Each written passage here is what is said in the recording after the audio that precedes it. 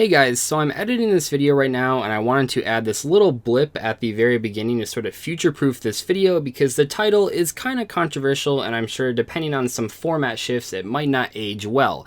This particular video is being filmed after Altergeists was a top 3 deck at YCS Sydney and even won the event, is also being filmed after YCS Chicago where 0 Altergeist got any tops, and also it's being filmed after the release of the Salamangreat structure deck.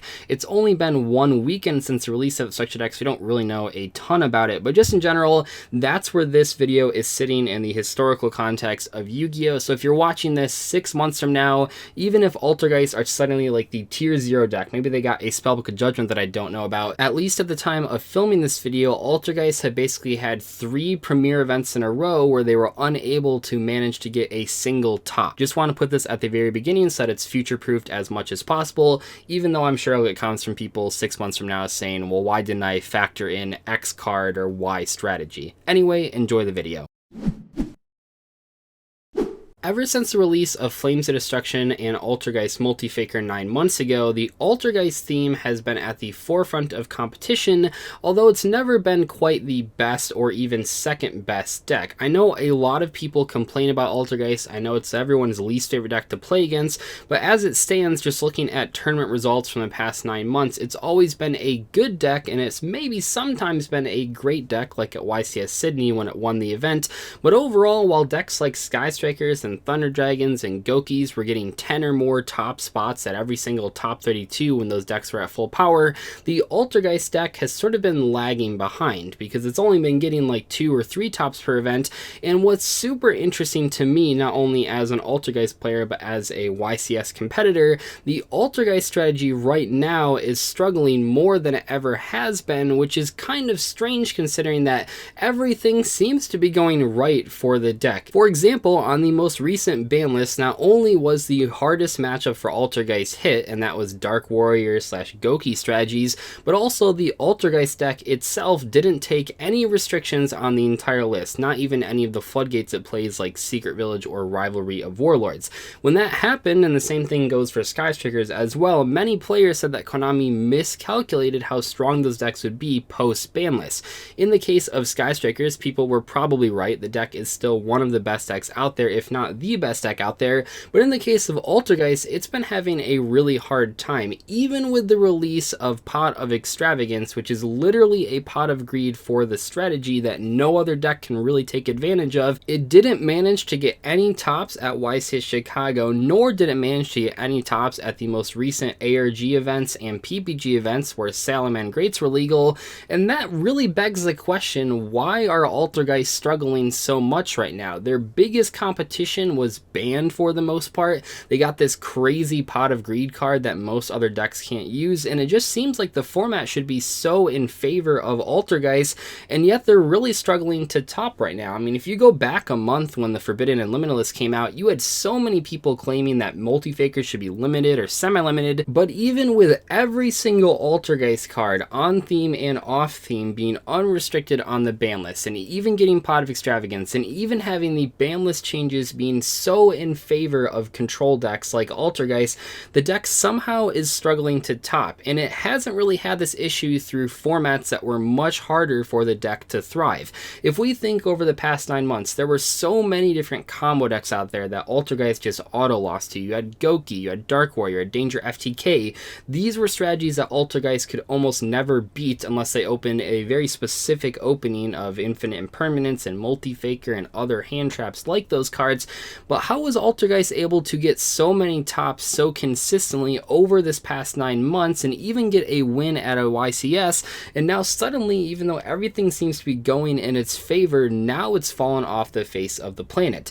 And I'm sure that there's some players that maybe don't play at that many events that think that Altergeists have been a tier 1 meta trash deck for the past 9 months, but that's not really the case. When you compare it to other decks that are topping all over the place and taking up like a third of the top top 32, Altergeist was a strategy that sort of always just snuck in there. There were like 2 people topping out of YCS, maybe like 5 people topping out of YCS. Other than YCS Sydney, where it truly was one of the top 3 decks, Altergeist really never have been the deck to beat per se. It's just a deck that a lot of people kept in mind when building their side decks, just because Altergeists are so powerful when they get to go first in games 2 or 3. Anyway though, let's talk about the problems with Altergeist and why they're struggling to top so much right now. And I've spent a lot of time in my own deck profiles of this deck, because I've been playing it for 9 months straight basically, talking about why the deck is so good. So if I seem overly negative in today's video, just know if you want to hear some positive things, watch my YCS Chicago bubbling deck profile. Anyway, the first problem that I want to talk about is pretty much the problem that's plagued Altergeist and similar decks for all of Yu-Gi-Oh's history, and that's that whenever you're playing a ton of trap cards, it can be pretty rough going second. When you compare Altergeist to a very similar controlling deck like Sky Strikers, these Sky Striker quote-unquote trap cards, their disruption effects are all quick play spells like Widow Anchor and Shark Cannon, which means when you go second with those cards, you can actually use them to dismantle your opponent's board and maybe even OTK your opponent. In the case of the Altergeist cards though, they are real traps. Other than infinite impermanence and sometimes evenly match, your trap cards, all of your cards, most of your power playmakers have to be set before you activate them, which can be pretty tough when you're going second against huge boards that combo decks put out. This has always been a problem with Altergeist, but I think it's especially a problem now. Decks like Salamangreats can easily put up that one negation that can really screw up your Marionetter, and even things like Thunder Dragons and Sky Strikers. I think people overestimate how easy Thunder Dragons are. I think if they go first, it's still a struggle. It's really hard just to deal with Titan Colossus with Altergeist. You summon Miluseek, your opponent uses Titan to pop it, and now you can't even search Multifaker because they have a Colossus on the board. Outside of opening infinite impermanence, Thunder Dragons can be pretty tough game 1 when you go second. Strikers are under a similar story here. If you don't open a card like Secret Village or Rivalry of Warlords, it's pretty tough to beat Strikers just because they get so much advantage on the first turn. However, just real quick, I want to mention that it is probably the easiest it's ever been to go second with Altergeist. You're not facing decks like Goki or Dark Warrior that are just doing these crazy combos on the first turn. Even the Thunder Dragon deck list doesn't like take every single card out of your hand. They don't put out an extra link. They make a very good board, but a lot of them are cutting Titan, which is your biggest issue, and you can play through negations sometimes. It's just tricky if you don't open the Miluseek. I did just want to quickly mention this because it is important to note, just for context reasons. Going second right now is a little bit easier than it has been in the past, but that doesn't mean that it's good going second. You still obviously want to go first. And that brings us to the next problem with Altergeist, and without a doubt the biggest reason they are struggling to top right now. Too many players are playing too many pieces of side deck hate specifically tailored to Altergeist. If we look at YCS Sydney and you go back and see some of those side decks, a lot of people are only playing like 4 dedicated cards to Altergeist. Maybe they're playing 2 Dino Wrestlers and 2 Red Reboot. Maybe they're playing like 3 Evenly Match and maybe a couple copies of Twin Twisters. But then the deck won YCS Sydney, and not only did it win YCS Sydney, it wasn't just like the one Altergeist player that won. There were actually a ton of Altergeist players at the top 32 of that event. It took up about a third of the tops, and that was better than Altergeist had ever performed at any YCS in the history of the deck being out. So then people started to take notice, not to mention the new ban list happened and Altergeist didn't get hit, not to mention that Pot of Extravagance came out. So then if you look at the YCS Chicago side decks, you see almost an infinite amount of hate cards for Altergeist in pretty much every single player's main and side deck. Not only are people playing cards like Twin Twisters and Red Reboot, but they're also playing cards like Denko Sekka and Evenly Match, and even things like Eradicator, Epidemic Virus came off the ban list, and all of those cards are being played in more copies than they ever had been. If you look at Jesse Cotton's second place list from the YCS Sydney,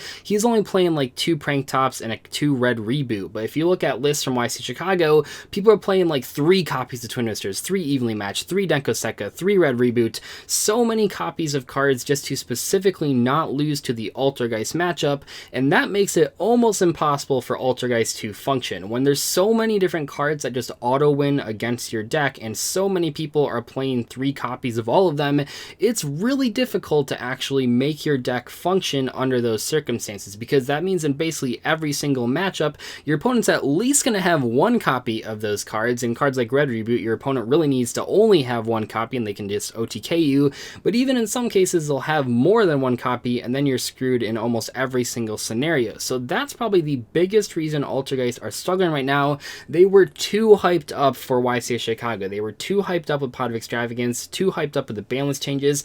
It reminds me a lot, and this is probably going to be too out of your guys' range for a lot of people watching, but it reminds me when the Dark World structure deck first came out and people were super hyped up about that deck. So what happened is that almost none of them topped the first event that they came out because everyone was playing things like Gemini Imps and Shadow Imprisoning Mirror in their side decks. Shadow Imprisoning Mirror obviously doesn't stop Grapha, but it stops all of their other graveyard effects, and Gemini Imps is like the best counter to Dark Worlds. Those types of cards were played in triple kit in every single person's side deck, which basically meant that even though Dark Worlds were probably a good strategy, if people weren't playing those cards, because everyone was siding for them so heavily, it was really hard for that deck to top that first event. What this means though, at least in theory, is that if everyone suddenly starts siding so much against Altergeists that Altergeists become way less popular, a couple months down the line, people are suddenly going to be trying to find space in the side deck for other matchups like Salamangreats or Sky Strikers or Thunder Dragons or whatever the next best deck is, and then Altergeists might be able to sneak in a couple more tops because now people have forgotten about them a little bit. They're not citing as much hate,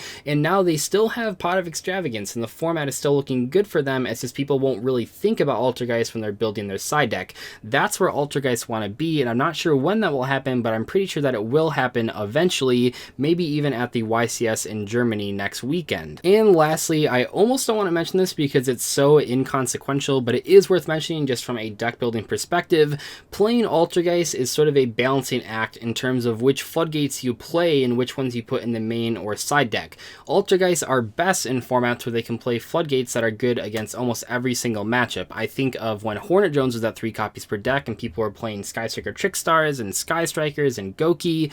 Rivalry of Warlords was basically an auto win against all 3 of those matchups, and that made it really powerful in Altergeists. But if you look at the current format, cards like Secret Village are decent against Thunder Dragons and Salamangreat if you go first, but it's really, really good against Sky Strikers first or second, so you could play that card in your main deck, but then you might just not play against any Sky Strikers, or if you don't play the card, you might play against all Sky Strikers. That can make it pretty difficult, so I think that it is worth mentioning, even if it's not the biggest deal with building Altergeists or playing the deck in the format, whenever there are floodgates that are good against all of your matchups in every single case, that's when Altergeists are going to be even better, and I'm not sure we have that right now. Cards like Rivalry are good against Sky Strikers and the Danger variant of Thunder Dragons, but it's not very good against the pure Thunder Dragon deck, and it's not really good against Salamangreat, so you really got to keep that in mind when you're building your deck. Do you main deck these cards when your opponent won't have cards like Red Reboot in their main deck quite yet, so you can steal some game ones, or do you side deck them so that you don't dead draw them in the bad matchups, but sort of risk drawing them when your opponent has outs to them in games 2 or 3? These are the sort of things that you've got to think about if you're playing Altergeists in the coming weeks. Anyway though, that's pretty much going to wrap up today's discussion on Altergeists in the competitive Yu-Gi-Oh! Format of 2019 post-Salamangreat structure deck. A lot of people really enjoyed the competitive discussion that Simo and I did a week ago about YCS Chicago, and I was kind of taken aback by that. I didn't think so many people were interested in hearing about tournament experiences, so I really wanted to do another video talking about a competitive deck that I know very well and that I've played for a lot of different tournaments. I'll see you guys later though. Thank you so much for watching today's video. Goodbye.